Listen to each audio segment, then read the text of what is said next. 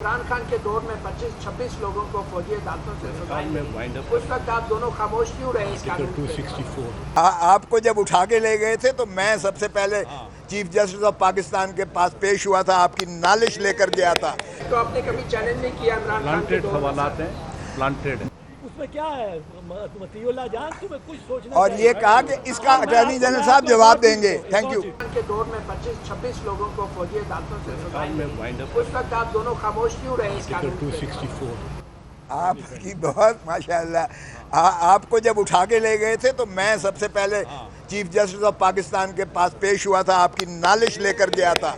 इसलिए ये ना कहें कि हम खामोश रहे, हम कभी खामोश नहीं रहे। तो आपने कभी चैलेंज नहीं किया इमरान खान के दौर में? प्लांटेड देखें, एक दफ़ा नहीं, ये तीनों जो जजमेंट्स हैं वो तीनों दफ़ा चैलेंज किया गया। मोहतरम इमरान खान साहब के यानी भुट्टो साहब के वक्त को भी चैलेंज किया गया था। दरवेश आरबी का केस है, वकील ने चैलेंज किया था, वो भी सेटिस्फाइड। सुन लो ना, सुन लो, सारी सुन लो।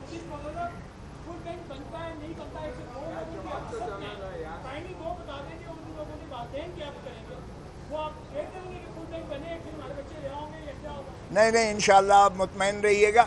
आज चीफ जस्टिस साहब ने कहा है कि मुमकिन नहीं है फुल बेंच का बनना, और वैसे भी जब इतना पार्ट हेड हो चुका कि सारे दलाइल ख़त्म हो चुके साहिल की जानिब से, तो ये एक और तमाशा होगा कि अगर फुल बेंच बनता है तो असर नौ फिर फैसला होगा। तो ये नीयत वफाक की नज़र आ गई कि वो सिर्फ इसको तवालत देना चाहते हैं और इसको लंबा करना चाहते हैं।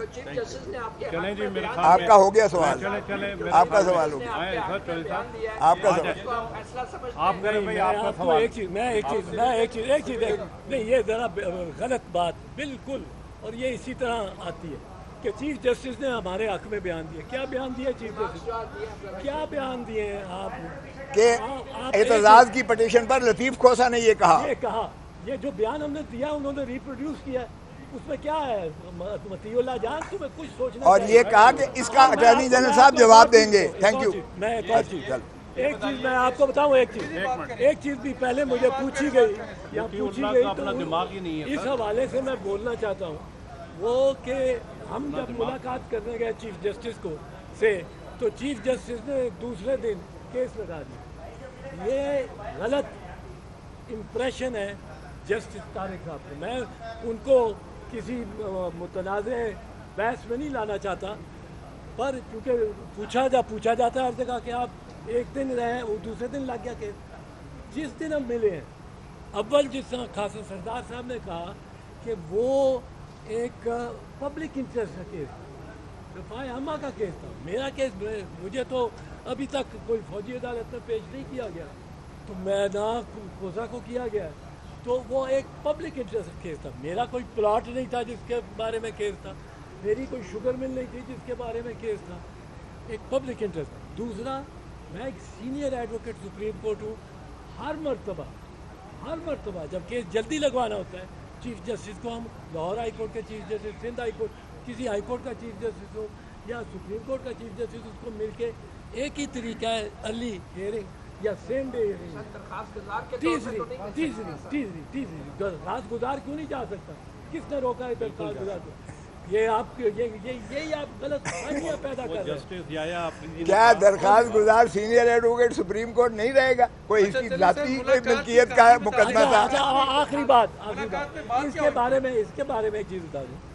ये गलत फहमी जज साहब ने पैदा कर दी है कि हम दूसरे दिन केस लग गया, हम मिले हफ्ते के रोज, सैटरडे को केस लगा, थर्सडे के रोज, 3 दिन 4 दिन 5वें दिन वो चीफ जस्टिस साहब ने अपनी माइंड अप्लाई की होगी, अपने लोगों दोस्तों से कंसल्ट किया होगा।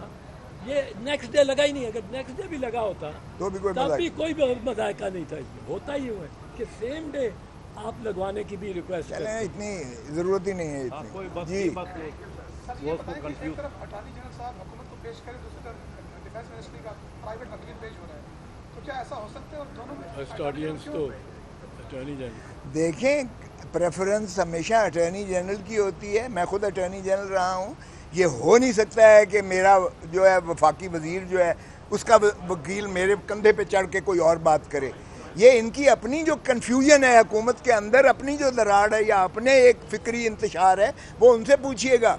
لیکن یہ کبھی نہیں ہوا. میں خود اٹارنی جنرل رہا ہوں. یہ نہیں ہو سکتا کہ کوئی پرائیویٹ وکیل جو ہے، اور وہ بھی حکومت کا کسی وزیر کا، وہ آ کر اٹارنی جنرل کے کندھے پر سوار ہو جائے. یہ کبھی ہوا نہیں ہے. سائیکو کیس ہے اس میں نہ کرو. نہیں پلیز ڈونٹ ڈو. اس میں آپ کو یہ چیز بھی یاد کروں کہ یہ basically attorney general has the first right of audience کسی بھی کیس میں، کسی دنیا میں، دنیا ساری میں. عدالت اس کو پوچھتی ہے وہ خود کھڑا ہو جائے، جس طرح لیڈر دی اپوزیشن ہاؤس میں ہوتا ہے کھڑا ہو جائے، debate has to go to ham.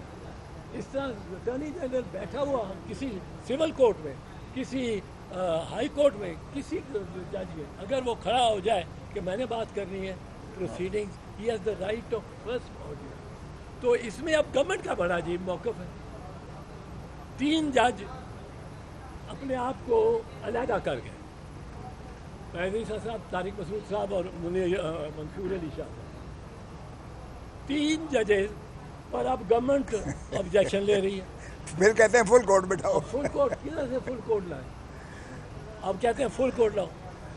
تو یہ ان کو اپنا کچھ سمجھ نہیں آ رہی گورنمنٹ کو میں کہتا رہا ہوں کہ یہ جو فوج کو بھی اور آرمی چیف کو بھی مشورے دیتے ہیں وہ یہی لوگ جاتے ہیں. یہ جو وزیر صاحب، یہ وکیل صاحب کھڑے ہو گئے تھے، اب یہ جا کے مشورے on behalf of the government. Attorney general تو شریف آدمی ہے، مجھے لگتا ہے اس سے میں توقع نہیں کرتا ہوں، پر جو باقی ہیں، جو ان کے یہ لا منسٹر ہیں، جو ان کے اب ڈیفنس منسٹر ہیں، وہ چونکہ ڈیفنس کے حوالے سے ان سے تعلق رکھتے ہیں، یہ لوگ جا کے بالکل غلط مشورہ دے رہے ہیں. اور یہ فوج اور عدلیہ میں یہ درمیان ایک ٹکر چاہتے ہیں نواز شریف. وہ کہتے ہیں فوج کے حوالے کرو، یہ خود کرے گی، ان کی ٹکر ہو اور ہم راج کریں. یہ آرمی چیف کو بھی بتانا چاہیے کہ یہ فوجی عدالتیں اگر لگانی ہے تو ان کانسٹیٹیوشنل امینڈمنٹ کرو گے تو لگے گی، جیسے پہلے بھی ہوا 21 اور 23 میں. صاحب آپ کو فل کورٹ پہ اعتراض نہیں، ہمیں کوئی اعتراض نہیں ہے، لیکن اس وقت اعتراض ہے. اس اسٹیج پہ اتنی بحث ہو گئی ہے. آپ کیا کہتے ہیں کہ بحث ختم ہو جائے گی یا اس کا فیصلہ کوئی آ جائے گا؟ آخری سوال. کی تشکیل اور سماعت کے لیے درخواستوں کا مقرر ہونا، فکسیشن ہونا، اس کا جو فریقین کی جانب سے ہم دیکھ رہے ہیں پچھلے کچھ جب سے یہ سیاسی بحران پیدا ہوا ہے، اعتراضات عموماً گورنمنٹ کی جانب سے لگائے جا رہے ہیں اور کئی دفعہ جو اپوزیشن ہے اس کی جانب سے بھی لگائے جا رہے ہیں. آپ نہیں سمجھتے کہ کوئی ایسا طریقہ کار ہونا چاہیے، اور جو حال ہی میں جو پریکٹس اینڈ پروسیجر جو ایکٹ آیا ہے اس میں کوئی معقول طریقہ کار نہیں لگا آپ کو، اور اس طرح کا کوئی طریقہ کار ہو جس میں فریقین جو ہیں ان کے تحفظات دور ہو سکے؟ کانسٹیٹیوشنل امینڈمنٹ دیکھیں، جو بینچز کی تشکیل کا مروجہ قانون ہے اس کے مطابق تو چیف جسٹس صاحب اس سے بھی آگے گئے اور انہوں نے ساروں کو کہا کہ آئیے، ساروں کو کہا کہ آئیے. ہماری خواہش بھی تھی یہی، ہم نے بھی یہی کہا کہ اس میں تنازع نہیں ہونا چاہیے. سب ججز کو یہ فیصلہ کرنے دیں کہ کیا سویلینز کو ملٹری کورٹ سٹرائک کر سکتے ہیں کہ نہیں ہے. یہ بنیادی حقوق کا مسئلہ ہے آئین میں، اور آئین کے تحفظ کا آپ نے حلف اٹھا رکھا ہے. پاکستان کے عوام کو بڑی وضاحت کے ساتھ سبھی جج اس چیز کا فیصلہ کر دیں. ہمارے سر آنکھوں پر جو بھی فیصلہ ہوگا، اور عوام بھی اس پر. اب اس کو متنازع کیا گیا ہے، حکومت کی طرف سے کیا گیا ہے. وکیل بھی ہیں اور سیاستدان بھی ہیں. آپ نے بھی بات کی کہ ان کا فارمولہ ہے کہ معاملات کو فوج کے حوالے کرو اور خود راج کرو. یہ فارمولہ انہی کا ہے یا اس سے پہلے بھی مختلف سیاسی جماعتوں کا مختلف ادوار میں رہا ہے؟ ذرا یہ بریف کر لیں. مختلف ادوار میں رہا ہوگا، پیپلز پارٹی کا کبھی نہیں رہا. ایک چیز آپ کو بتاؤں، میں انٹیریئر منسٹر بھی رہا ہوں پیپلز پارٹی کا، اور میں اس وقت بھی 1988 ٹو 1990 بہت بحث تھی کہ سندھ میں آرٹیکل 245 کے تحت کو نافذ کر کے، اور آرمی چیف اور پریزیڈنٹ غلام اسحاق ہم پہ دباؤ ڈالتے تھے، بی بی شہید پہ دباؤ ڈالتے تھے کہ آپ یہ فوجی عدالتیں لگنے دیں ورنہ سندھ میں افراتفری رہے گی، ایم کیو ایم گولی بند لاشیں اور وہ بڑا.